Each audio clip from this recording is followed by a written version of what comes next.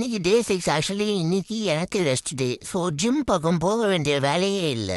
சரி என்ன நடந்துச்சுன்னு பார்ப்போம். ஸ்டார்டிங்கே டே சூப்பராக ஸ்டார்ட் ஆகிடுச்சு. ப்ரோட்டீன் ஷேக்கரை உடச்சிட்டு எங்கள் அம்மா கேஷுவலாக வச்சுட்டு போயிட்டாங்க.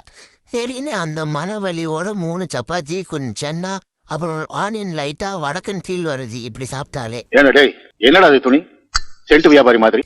சரி இன்னைக்கு உனக்கு ஜிம்மு தான் இல்லை என்ன கொஞ்சம் இடத்துக்கு கூப்பிட்டுன்னு போனே எங்கள் அம்மா கூப்பிட்டாங்க.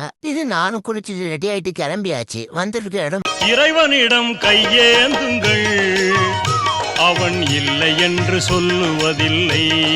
சரி ரொம்ப போர் அடிக்குதுன்னு காரணத்தினால் எங்கள் கடைக்கு போய் எல்லாத்தையும் அரேஞ்ச் பண்ணிட்டு இருந்த எல்லாத்தையும் ஒழுங்காக எடுத்து வச்சுட்டு வீட்டுக்கு வந்து தூங்கிட்டேன். ஏன்னா இன்னைக்கு ரெஸ்ட் டே. ஸோ ரெஸ்ட் எடுக்கல நான் எப்படி தன்னை மறந்து மண்ணில் விழுந்து இளமை மலரின் இது தான் எங்களோட கார். எங்கள் வீட்டுக்கிட்ட இருந்த கோவிலில் திருவிழா. ஸோ காரை கொண்டு எங்கேயாச்சும் விட்டுருப்பான்னு சொன்னாங்க. நான் தூங்கி எழுந்துச்சு டைம் என்னன்னு பார்த்தா ராத்திரி 2:30 மணி இருக்கும். தான் நைட் 2 மணிக்கு ஒரு காதல் கரை ஓடிட்டு சார், அவர் இந்த உலகத்துக்கு ஏதோ ஒரு முக்கிய செய்தி சொல்ல வராரு. அவர் கொஞ்சம் சொல்ல விடுங்க. ரோட்டில் அவனுக்கு 1000 பேசுன்னு ஓடிட்டு இருக்கு. இவங்களுக்கு என்னடான்னா நடுராத்திரி 2:30 மணிக்கு காதல் கேட்குது. காதல் அது கூட பரவாயில்லைங்க. நான் கிராஸ் ஆகும்போது க்யூட்டாக பேசுகிறேன்னு ஒன்று பேசினாங்க. சேர்ந்தா நறுமணம், நீயும் நானும் சேர்ந்தா திருமணம். ஒரு காரை வந்து எடுத்து விடலான்னு நினைச்சது ஒரு குத்தமா? இறங்கி ஏதாவது செய்யலாமான்ற அளவுக்கு கோவம் வருது. அந்த அளவுக்கு கோவம் வருது.